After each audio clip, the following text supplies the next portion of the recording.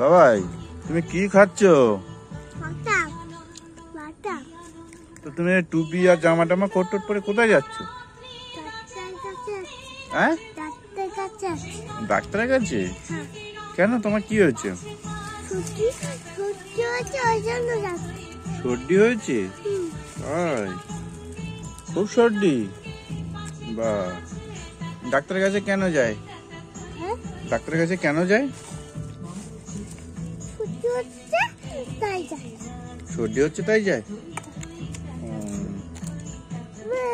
Doctor তো তোমার একটা ইঞ্জেকশন দেবে আজকে। দেবে না?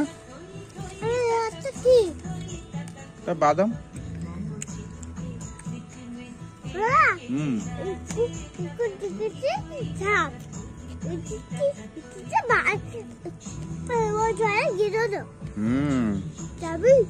না না বাবা, ভয় করে না। হ্যাঁ।